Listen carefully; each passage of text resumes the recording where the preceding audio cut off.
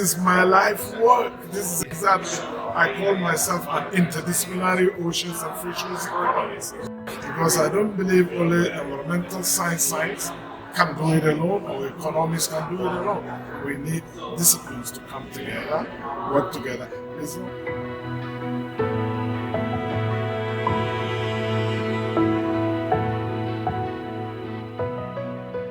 I think we need to recognize that in order to address these challenges, there are a diversity of perspectives, and different intellectual communities bring different kinds of knowledge.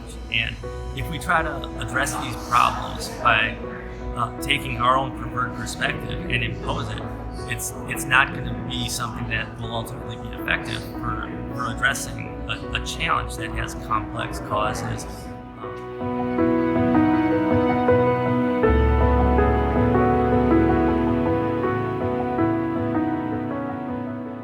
I always think for any given global issue, there's no one solution. There's a solution set. And so that solution set probably has economic, social, cultural, political, legal elements. And you can't draw those elements together unless you get experts in all those areas to the same.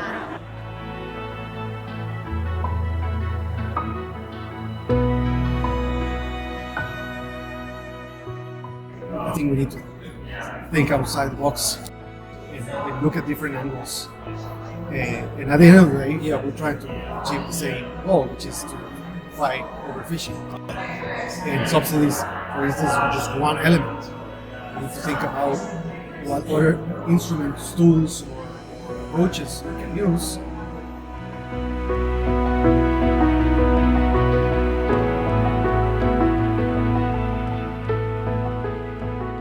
How do we help coastal fisheries, marine fisheries, with respect to how we're managing our landscape, how we're managing pollution runoff from our rivers to the ocean? How do we increase productivity, decrease dead zones? That's what people in my research community are thinking about with respect to managing our aquatic ecosystems.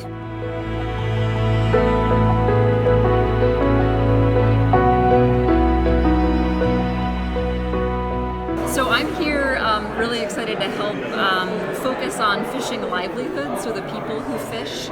I feel like I have heard some conversation around like, oh, we shouldn't buy fish and don't buy fish because it's not environmentally sustainable. I'm super motivated to help elevate the relationship that people have with fishing livelihood, the importance of fish to place and people, and really making sure there's equity in how we think about managing fisheries well.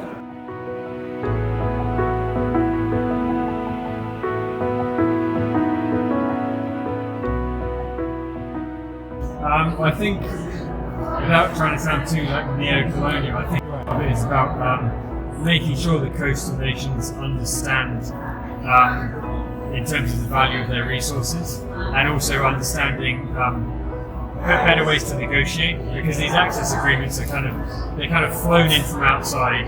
Numbers are put on the table, and then signatures are signed by people that maybe don't understand the full remit of value that they're signing to.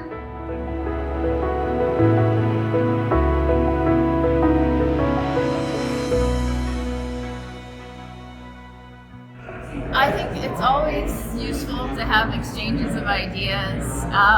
Ultimately, though, it's going to, the influence of this group of people is going to depend heavily on how the ideas produced here are translated into action, and how they're translated into, how the public views it, how other people may take those ideas and run with them. So.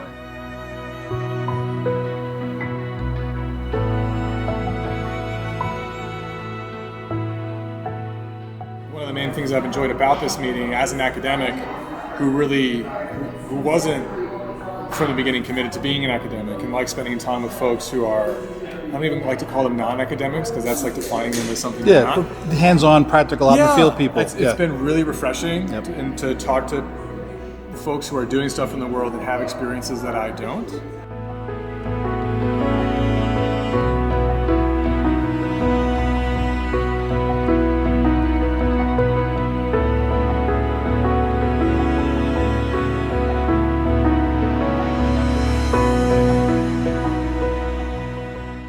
It's not all about the profit.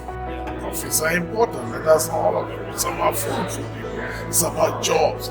it's about conservation. So you need to bring all this together in order to get a more effective way to manage our ocean to infinity.